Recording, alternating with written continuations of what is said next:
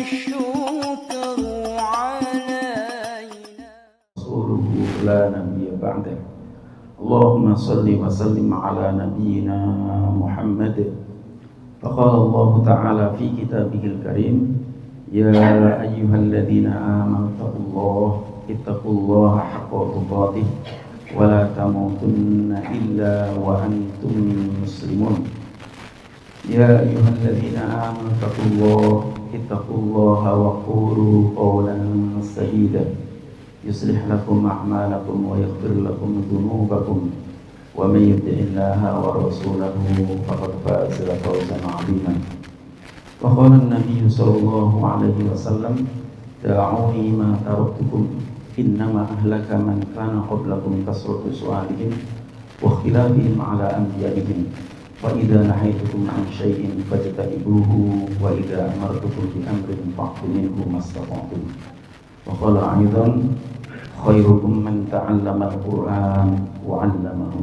صدق الله العظيم وصدق رسول الله صلى الله عليه وسلم. Amma ba'd. Yang kami hormati segenap DKM Masjid Al-Ikhlas Mata'anallahu bituli umrihim, para orang tua kami, para hujat, para sesepuh, para penispuh, para tokoh masyarakat yang namanya tidak bisa saya sebutkan satu persatu, tapi tidak mengurangi rasa hormat dan takzim kami, bapak-bapak, ibu-ibu, anak-anakku sekalian yang insya Allah dirahmati dan dicintai Allah Subhanahu wa Ta'ala. Marilah kita senantiasa memanjatkan puja puji syukur kehadirat Allah Subhanahu wa Ta'ala.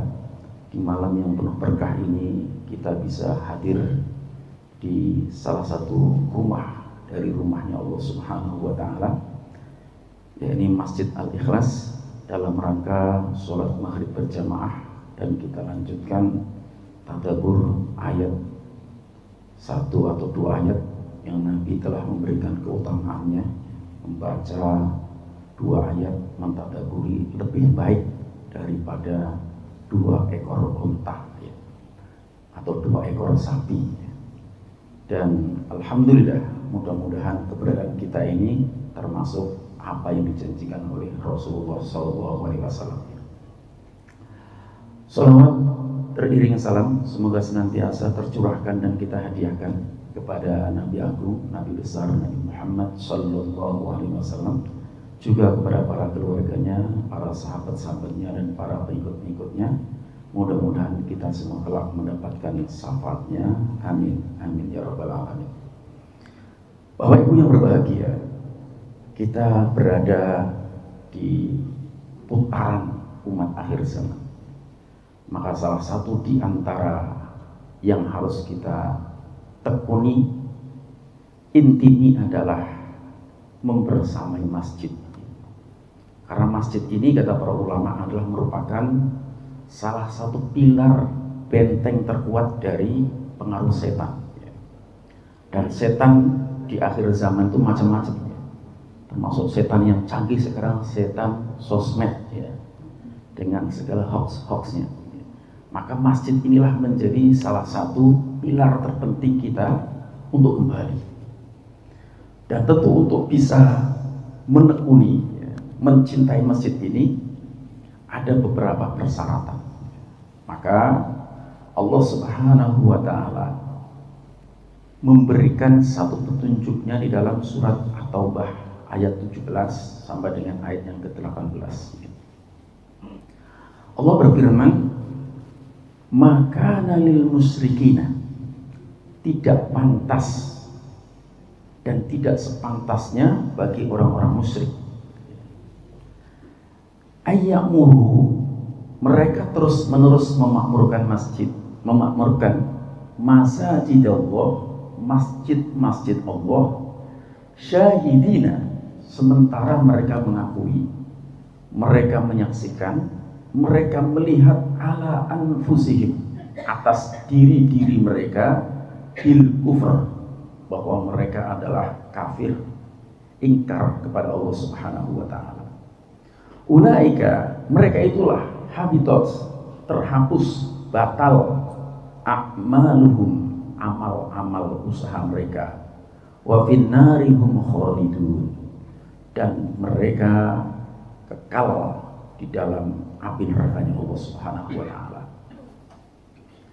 Innama, ayat yang ke-18, innama, hanya saja, ya'muru masajidallahi, yang pantas memakmurkan masjid-masjid, rumah-rumah Allah, man amana billah, yaitu siapa di antara mereka yang beriman kepada Allah Subhanahu wa taala, wal yaumil akhir, dan beriman adanya pertemuan hari akhirat, wa aqamas shalah, dan mereka menegakkan sholat, wa ataz zakata, mereka membayar zakat, walam yakhsha illallah, dan mereka sedikit pun tidak pernah takut illallah, kecuali hanya kepada Allah.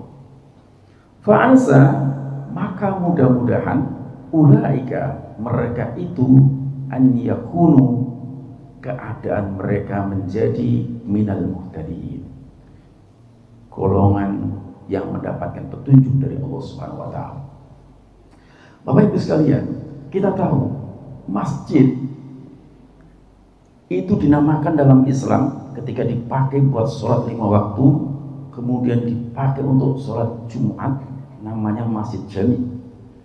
Karena fungsi masjid di sini adalah bukan hanya sekedar ibadah ritual, tapi disitulah Nabi melakukan pengkaderan, Nabi melakukan pembinaan, pembentukan secara intensif, takwinul ummah, membentuk umat dengan sebuah mutabaah, dengan sebuah pantauan yang teliti, step by step. Berbeda dengan fakultas. Makanya fakultas itu bahasa Arabnya disebut jami'ah, mu'anas. Kalau masjid jami. Kenapa? Karena adanya pemisahan antara masjid dan fakultas. Banyak para doktor, para pemikir-pemikir yang lahir dari sebuah jami'ah, ketika mereka kosong dari imaniyah, ruhiyah, maka mereka menjadi pemikir-pemikir yang nyeleneh. Dan ini adalah masalah besar buat kita. Maka renungan kita malam ini, bagaimana kita harus mengembalikan masjid ini sebagai pusat pembinaan umat sepenuhnya seperti yang dilakukan Rasulullah SAW. Dan disinilah kemudian lahirnya ilmu dasar yang nanti menjadi sebuah prinsip pijakan untuk mengambil keputusan-keputusan besar dari sini. Itulah sebabnya maka tidak berlebihan kalau Ibnu Qayyim al-Jauziyah mengatakan al-ilmu maqala Allah wa qala Rasul. Ilmu itu adalah firman Allah dan sabda Rasulullah. Dari sinilah Bapak Ibu sekalian, ketika kemudian sebuah kampus-kampus, fakultas-fakultas dipisahkan dengan masjid, maka yang terjadi adanya split personality. Maka kita harus mengembalikan fungsi masjid. Kita sudah bagus, taklim sudah banyak, tapi yang harus digelar lagi adalah halaqah-halaqah Qur'aniyah. Supaya apa? Al-Quran itu betul-betul membekas pada setiap jiwa. Karena Al-Quran itu akan memberikan pengaruh menjadi generasi-generasi yang Qur'ani. Itu tidak boleh sehari pun kosong dengan Al-Quran. Dia harus ada halaqah-halaqah. Terus kembalikan di Masjid Al-Ikhlas, ada halaqah Quran, marhalah ula, marhalah sani, marhalah salis, marhalah robi, marhalah khomis, terus sampai kepada taraf bagaimana dia ada marhalah yang bersifat itu tanfiz, bagaimana dia bisa mengimplementasikan Al-Quran.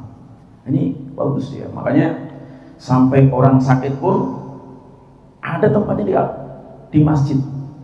Makanya saya itu kadang senang melihat Pak Hakim dulu ya, ketika dia sakit, orang seperti Hakim ya, kalau kita tahu secara syar'inya mungkin tidak sekualitas ustadz-ustadz yang lain, tapi ketika beliau sakit, beliau tidak mau meninggalkan masjid. Kenapa? Karena masjid ini benteng terakhir Bapak Ibu sekalian. Orang sakit di masjid, ya, dengar adzan, dengan orang membaca Al-Quran, spiritualnya naik lagi, dan itu membuat dia positif, bagus. Makanya kalau kita lihat sejarahnya itu tidak ada orang Islam, orang beriman meninggalkan sholat berjamaah asing dengan masjid kecuali memang terlihat kadar kemunafikannya. Ini kalau kita baca di dalam kitab Riyadhus Shalihin tentang masalah sholat jamaah. Nah, Bapak Ibu sekalian, kita kembalikan. Kenapa Allah SWT mengatakan maka nalil musyrikina ayyamuru masajidallah? Tidak pantas bagi orang musyrik. Musyrikin akar kata dari kata syaraka, ya, syirik, orang yang menjadikan tandingan-tandingan selain Allah Subhanahu wa taala. Pelakunya disebut musyrik, bentuk jamaknya musyrikin. Ya. Maka ketika ada orang itu mencintai selain Allah sama dengan Allah, itu sudah masuk dalam kategori syirik menurut surat Al-Baqarah ayat 165. Wa minan nasi may yattakhidhu min dunillahi andadan yuhibbunahu kama yuhibbunallah. Mereka mencintai itu seperti mereka mencintai Allah. Walladzina amanu, sementara orang-orang mukmin asyaddu hubban lillah. Orang-orang mukmin itu sangat cinta kepada Allah.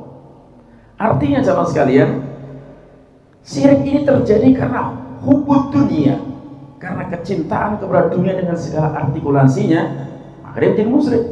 Sehingga ayat ini asbabun nuzulnya, ada orang-orang Mekah setelah Futuh Mekah, mereka biasa memberikan minum jamaah haji, mereka biasa menjaga, ya. Tapi tiba-tiba kok mereka dinafikan oleh Allah Subhanahu wa taala, ya.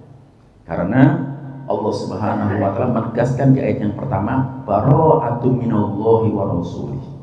Inilah pernyataan Allah memutuskan hubungan dengan orang-orang musyrik, pernyataan Allah dan Rasulnya. Jadi orang musyrik tidak boleh lagi dia berada di masjid, mengelola masjidnya Allah Subhanahu wa taala.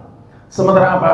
Sementara mereka adalah meyakini Tuhan selain Allah Subhanahu wa taala sebagai tandingan. Dan itulah disebut dengan syahidina ala anfusihim, ya. Mereka menyaksikan diri-diri mereka bil kufr, adalah orang-orang yang melakukan kekafiran. Maka mereka itu oleh Allah Subhanahu wa taala, ulaika habitat a'maluhum, mereka itulah orang yang tertolak, batal seluruh amal-amal mereka, dan mereka akan kekal di dalam neraka. Dan di dunia pun Allah ingin memisahkan ahli neraka dengan ahlul jannah, dipisahkan sejauh-jauhnya oleh Allah Subhanahu wa taala terkait dengan masalah masjid, karena masjid ini simbol, ya. Kemudian memasuki ayat yang ke-18, baru di sini Allah menegaskan innama. Kalau kita lihat belajar nahwunya, ini adatul hasr, hanya saja. Ya'muru, ini bentuknya adalah fi'il mudhari yang terus-menerus berhak memakmurkan masjid. Bentuk jamak dari masjid. Masjid Allah adalah man amana billah, yaitu hanya orang-orang yang beriman kepada Allah Subhanahu wa taala wal yaumil akhir. Karena apa? Sekarang banyak mujamalah, basa-basi, mengurus masjid supaya kuat dananya, supaya ini dicantumkan, ya, seseorang yang mungkin secara KTP Islam, tapi hakikatnya dia adalah orang-orang yang musyrik. Sehingga yang terjadi, masjid ini tidak akan mampu melahirkan jamaah-jamaah yang berkualitas. Maka ciri orang yang beriman, ini amalan qalbiyah, ya, itu dibuktikan dengan amalan bersifat badaniyah, ya. Setelah Allah menyebutkan man amana billahi wal yaumil akhir wa aqamas shalah, amal soleh pertama adalah menegakkan sholat. Makanya Nabi mengatakan, ya, terkait dengan siapa sih pengurus masjid yang memakmurkan masjid, jamaah masjid ini, maka Nabi menyebutkan dalam hadis yang diriwayatkan oleh Imam Ahmad misalkan, idza ra'aitumur rajula yata'addal masjidah fashhadu lahu bil iman. Kalau kamu melihat orang itu kerjanya pulang pergi ke Masjid Al-Ikhlas, pulang pergi sholat, ya, pulang untuk kembali lagi, maka kata Nabi fashhadu lahu bil iman, orang itu saksikan orang itu adalah orang beriman. Jadi secara zahir kita bisa melihat kalau orang kerjanya pulang pergi ke masjid, orang itu mukmin. Apapun dia posisinya, maka dia ini berhak memakmurkan masjidnya Allah Subhanahu wa Ta'ala. Dan ini menjadi ukuran Bapak Ibu sekalian. Bahkan Rasulullah menyebutkan dalam hadis yang diriwayatkan Imam Muslim yang panjang, sab'atun yudhilluhumullahu fi dhillihi yawma la dhilla illa dhilluhu. Ada 7 golongan yang akan mendapatkan naungan di hari tidak ada naungan kecuali naungannya. Di antaranya adalah warajulun qalbuhu mu'allaqun bil masajid, yaitu seseorang yang hatinya selalu terpaut dengan masjid. Jadi masjid ini rumah utama dia. Masjid ini tempat pengkaderan, masjid ini tempat pembentukan, masjid ini tempat pencetakan. Disinilah Nabi dan generasi pertama telah mengajarkan kepada kita bahwa dari madrasah masjid melahirkan ulama-ulama besar. Makanya cukuplah perkataan daripada Imam Malik. Kalau hari ini kita sering berharap tapi ketipu lagi, berharap ketipu lagi. Karena apa? Survei ini mengejutkan. Sampai hari ini Bapak Ibu sekalian, umat Islam Indonesia itu 68% belum bisa baca Quran. 68%. Tadinya saya nggak percaya, tapi setelah saya berusaha keluar masuk komplek, ya, saya ngajar orang yang secara casing tampilannya bagus. Coba kita tes baca Quran, nggak kenal huruf Al-Quran enggak. Kalau di ahli kelas sudah senang ngaji, tapi saya kenal huruf enggak, jadi nggak bisa baca Al-Quran. Itu yang tampilannya seperti itu. Bagaimana yang tampilannya tidak seperti itu? Ya, artinya tampilan bukan sebuah ukuran. Ya. Tapi ternyata masih jauh kita dari kebangkitan. Karena bagaimana mereka akan mengamalkan Al-Quran kalau membaca saja tidak bisa.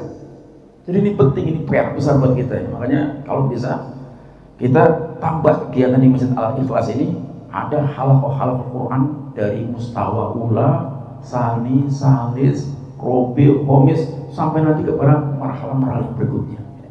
Dan insya Allah kalau ini diadakan nanti ini akan menjadi sebuah perputaran ya, masjid-masjid yang lain. Dari sinilah insya Allah kita akan bisa mengharapkan lahirnya generasi-generasi dari masjid jami yang kualitasnya nanti secara keilmuan seperti jamiah, tapi dilahirkan dari masjid ya, tempat kita sujud kepada Allah Subhanahu wa Ta'ala. Jadi yang memakmurkan itu hanya yang beriman kepada Allah Subhanahu wa Ta'ala. Yang tidak beriman kepada Allah dan hari akhirat nggak mungkin dia. Karena dia tidak beriman kepada Allah Subhanahu wa Ta'ala, maka dia hanyalah mujamalah, hanyalah basa-basi. Kemudian yang kedua, wa aqamas shalah, yaitu mereka melakukan ibadah badaniyah. Kata para ulama, aqamas shalah ini ibadah badaniyah yang langsung terhubung mi'raj dengan Allah Subhanahu wa Ta'ala.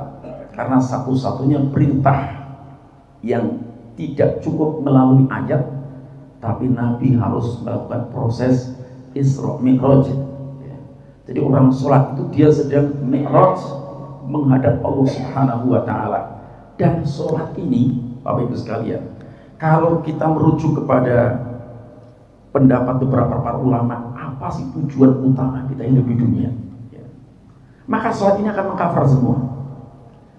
Para ulama merumuskan kita hidup di dunia itu tujuannya ada 5. Tujuan global besar 5. Yang pertama apa? Untuk ibadah. Wa ma khalaqtul jinna wal insa illa liya'budun. Ya ayuhan nasu ubudu rabbakumul ladzi khalaqakum wal ladzina min qablikum la'allakum tattaqun. Jadi intinya adalah ubudu, beribadah. Ini tujuan utama. Maka wa aqamas shalah ini mewakili daripada ibadah.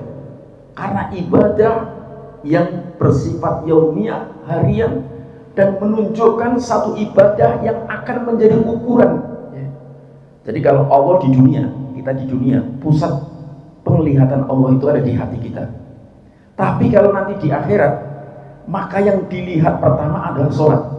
Jadi ketika seorang itu nanti dikumpulkan di yaumul mahsyar, ketika Allah ingin sudah mulai menyidang, maka yang pertama dilihat adalah sholat. Makanya dari sholat ini jamaah sekalian, ini akan mencerminkan, akan mempolarisasi, memisahkan mana yang kufur, mana yang syirik, dan mana yang mukmin.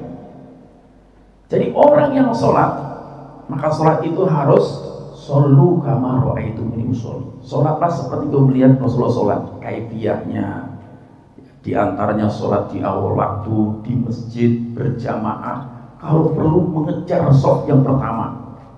Jadi sholat ini membentuk betul.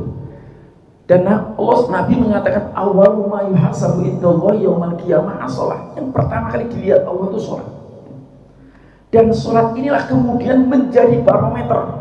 Apa kata Nabi sallallahu alaihi wasallam? Al-farqu bainal kufri wal mu'min tarku sholat. Perbedaan antara mukmin dan kafir adalah meninggalkan sholat. Maka mustahil kita melihat seorang mukmin yang beriman kepada Allah Subhanahu wa taala begitu ada dia sibuk di rumah, mustahil. Pasti dia akan bergegas menuju panggilan Allah Subhanahu wa taala. Kenapa? Panggilannya hayya 'ala shalah, hayya 'alal falah. Mari salat untuk meraih keberuntungan. Jadi mereka memang makomnya sudah tinggi.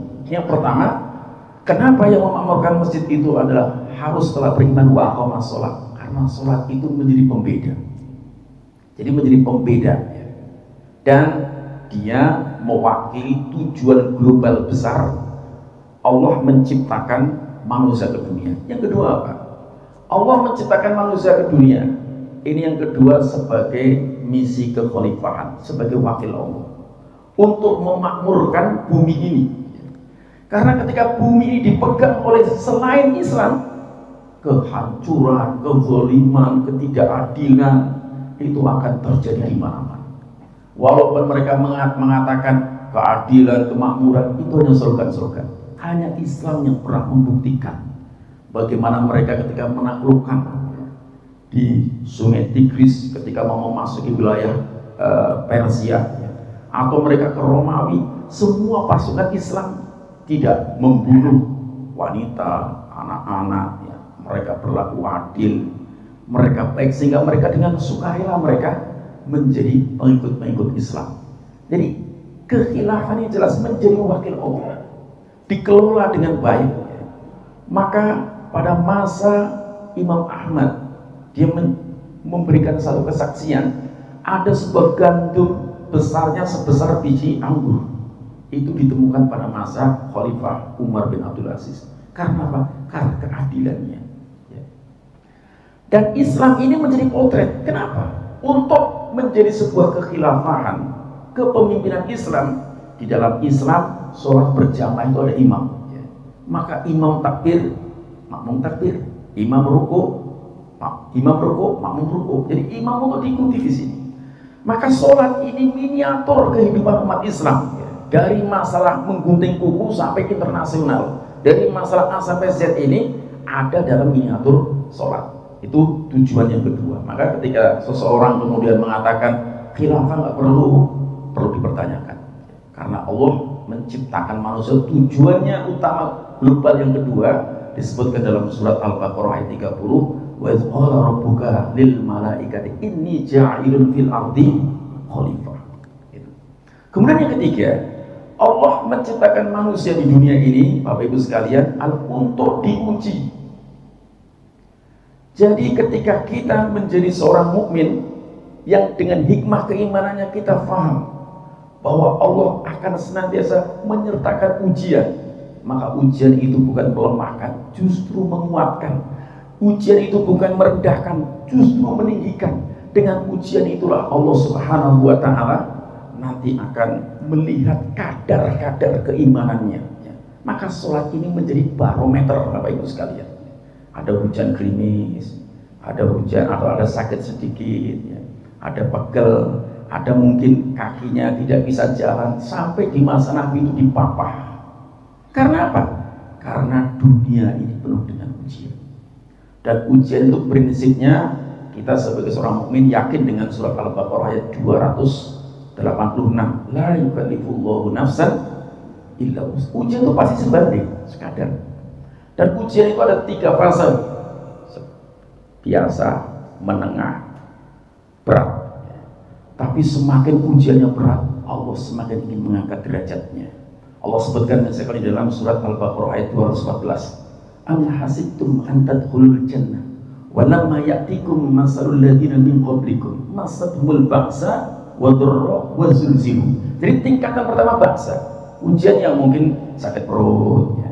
Mau ke masjid ini apa sakit perut atau ada masalah, itu biasa. Sampai masalah itu bersifat dharra ya. Sudah mulai fisik. Jadi sakitnya sudah gak bisa berjalan, harus dipapah ya. Kalau ke masjid harus dipapah, harus diantar. Itu dialami oleh ulama-ulama dulu ya. Kita misalkan melihat generasi tabi'in ya. Ada namanya Robi ya. Itu kalau mau ke masjid dipapah ya. Dia tetap ke masjid, nggak ada alasan. Ini kadang kenapa gak ke masjid? Sakit perut, gak ke masjid sakit perut ya. Kenapa gak ke masjid? Ada tamu ya. Padahal ini barometer Bapak Ibu sekalian.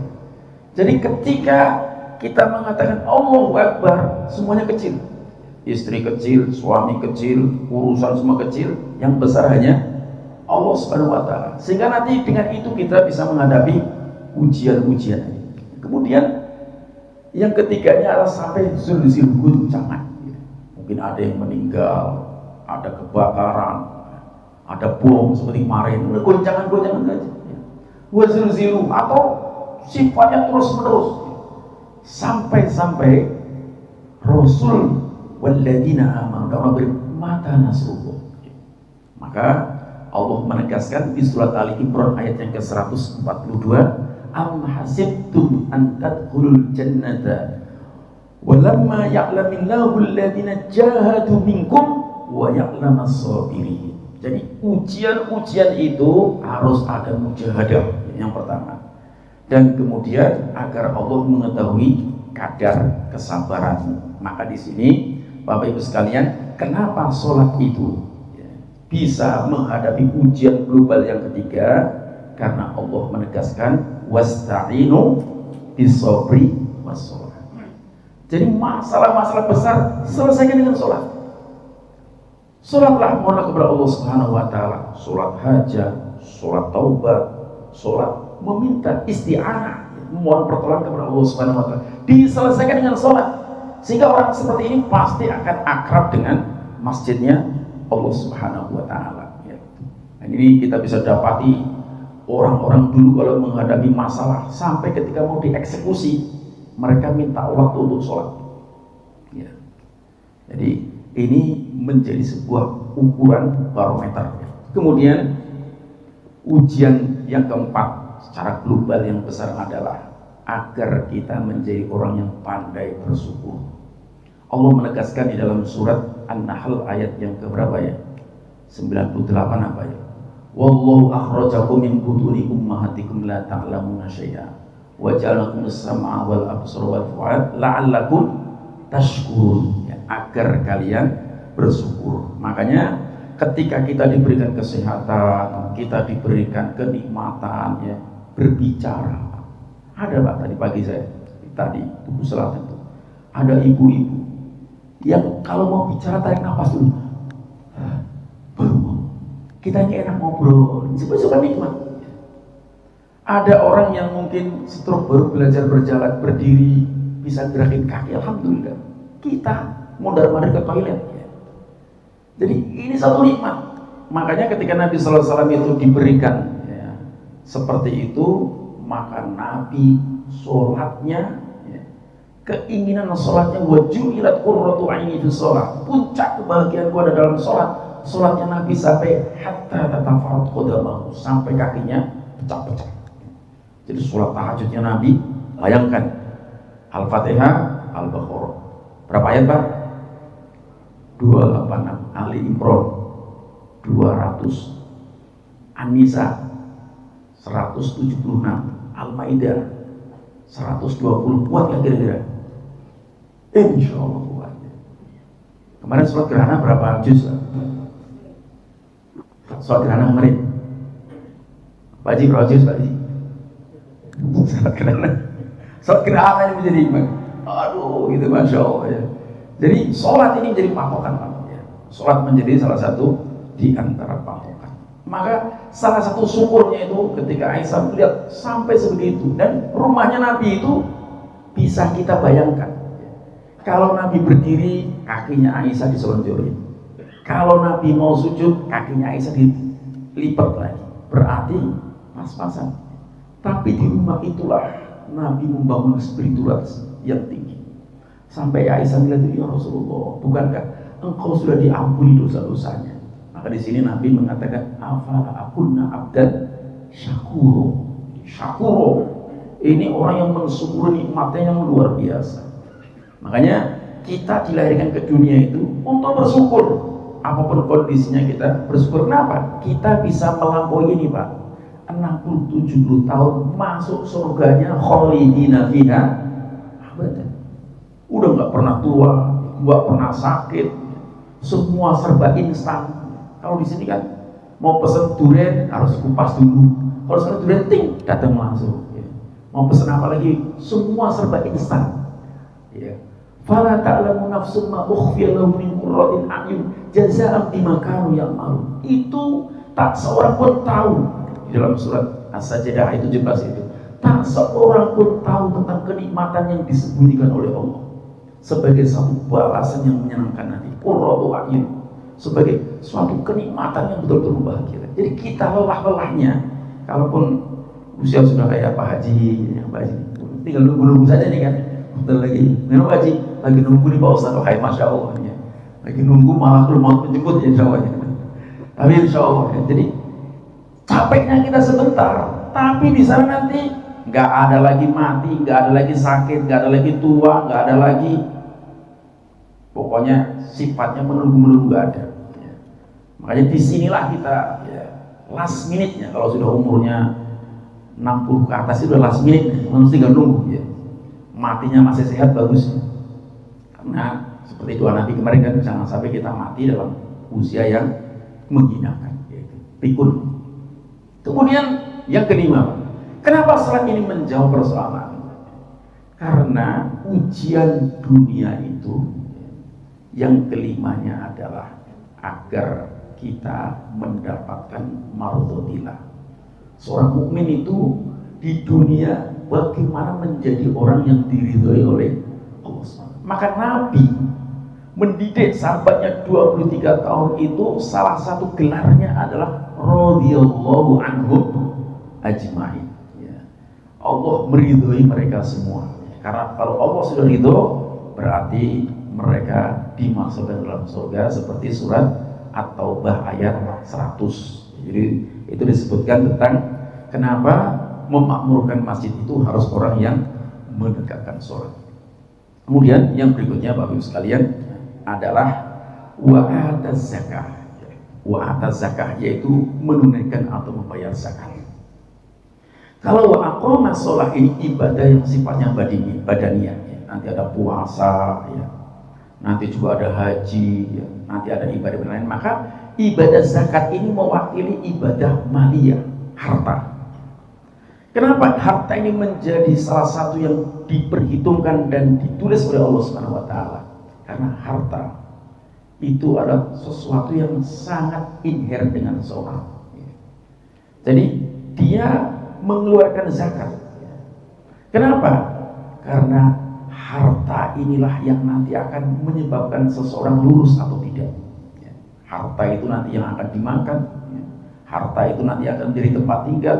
Harta itu nanti akan menjadi bahan bakar. Maka harta disakati ini untuk membersihkan, dan ini merupakan ibadah yang peduli dengan sosial. Makanya kalau bahasanya Nabi, ketika Nabi mengutus seseorang ke Yaman itu, ambil zakat di sana. Untuk apa tujuannya? Tu'khadhu min aghniyaihim wa turaddu ila fuqaraihim. Zakat itu diambil dari orang-orang kaya untuk dikembalikan kepada orang-orang fakir-fakir mereka. Jadi tujuan daripada harta itu untuk mensejahterakan, ya, menghilangkan ketimpangan sosial, dan tentu ini berbeda dengan pajak. Kalau hari ini saya lihat itu orang semua sedang ngefans sama menteri pajaknya, Pak. Dimana-mana pun bicara gitu.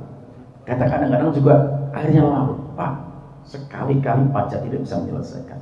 Secara telah membuktikan bahwa justru membebaskan pajak ya, dengan sistem zakat inilah yang akan lebih menenteramkan, adil, merata, dan itu sudah dibuktikan oleh Umar bin Abdul Aziz dalam pemerintahan yang sangat singkat, 29 bulan.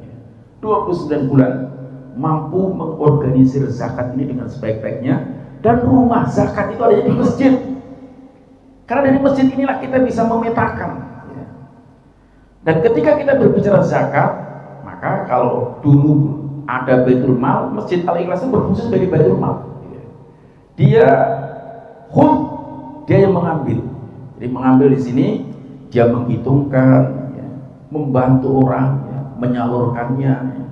Maka termasuk di dalamnya terkait dengan masalah ibadah harta, mendapatkan harta. Semua masjid ini menjadi solusi. Orang misalkan konsultasi tentang zakat di masjid, konsultasi tentang waris ke masjid, konsultasi tentang zakat tijarah ke masjid semua. Dan masjid ini nanti yang kemudian dia berfungsi seperti Baitul Mal. Itu namanya ibadah zakat, adalah ibadah mal. Dan dua ini selalu dikaitkan. Bahkan di dalam Al-Quran tidak kurang dari 82 tempat. Kalau berkata wa aqamas shalah pasti wa atawus zakat. Menegakkan sholat, membayar zakat. Maka siapa yang memisahkan antara sholat dan zakat, Abu Bakar sebagai Khalifatul Rasulillah, dia memerangi. Sekalipun ada orang yang pada saat itu hanya membayar seutas tali unta, kalau mereka kemudian tidak melakukan di masanya, maka beliau pun akan menegakkan hukum. Beliau memerangi kaum murtadin dan orang-orang yang tidak membayar zakat. Karena ini penting.